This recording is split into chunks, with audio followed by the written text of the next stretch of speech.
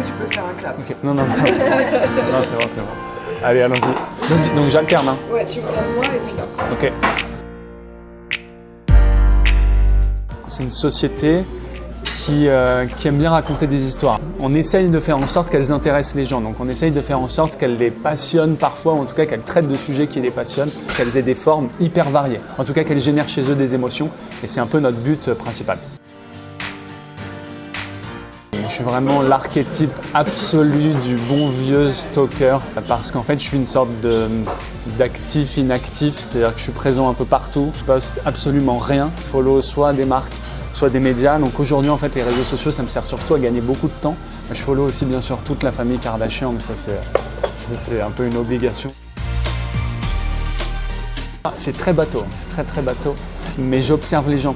J'ai une passion cachée, c'est vraiment mon plaisir coupable, c'est d'aller dans les hypermarchés le week-end et de regarder un peu les gens. C'est ce côté stalker qui revient dans la vraie vie.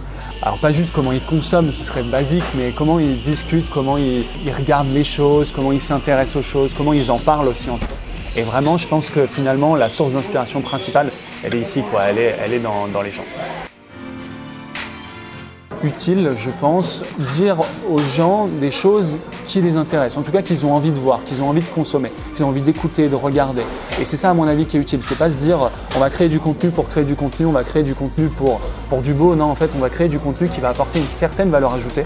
Parfois elle va être informative, parfois elle va être divertissante, en tout cas une certaine valeur ajoutée que les gens attendent. Pour moi, en fait, une personne qui doit avoir, je n'ai jamais rencontré malheureusement, mais qui doit avoir plein d'histoires à raconter, c'est Scorsese. En même temps, tu as une autre personne, quelqu'un qui raconte des histoires, quelqu'un qui amène du bon vin et de la bonne bouffe, donc j'inviterai Depardieu. Et après, parce que je pense que dans un dîner, il faut avoir un dîner un peu respectable, je pense qu'aujourd'hui, il faut inviter Bernie Sanders parce que finalement, c'est un peu l'avenir, c'est un peu le futur. Et finalement, dans toutes les histoires qu'on est en train de se raconter, Bernie Sanders, c'est celui qui aujourd'hui disrupte un peu plein de modèles. J'ai vu qu'il avait annoncé il y a quelques mois que s'il était élu président des États-Unis, il révélerait toute la vérité sur les ovnis, sur les extraterrestres. Et je me dis, putain, c'est incroyable. Donc j'aimerais bien en discuter avec lui. Bien sûr, des séries préférées, il y en a 15 si on devait les faire. Je ne me base pas forcément sur la série en tant que telle, mais plus sur le moment dans lequel j'ai regardé la série. Pour moi, ma série préférée, et presque pour toujours, j'imagine, c'est Lost. Regardé dans un bon mood, dans un bon cadre, dans un bon moment de vie.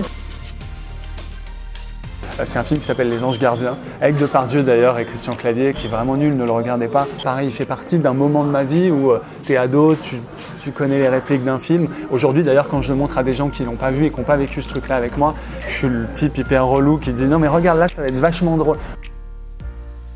C'est que tout le monde peut avoir une bonne idée.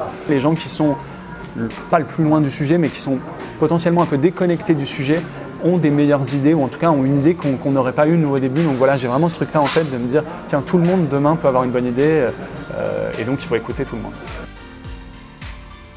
Pas du tout dimanchophobe, mais c'est surtout parce que depuis un an, en fait, le dimanche c'est le jour papa, et ça c'est hyper cool. Et justement, en fait, ça sort de plein d'autres sujets et ça ramène à des sujets beaucoup plus terre à terre, beaucoup plus simples ou compliqués, ça dépend de quelle manière on les regarde, mais qui rendent le dimanche en fait extraordinaire. Merci beaucoup. Merci.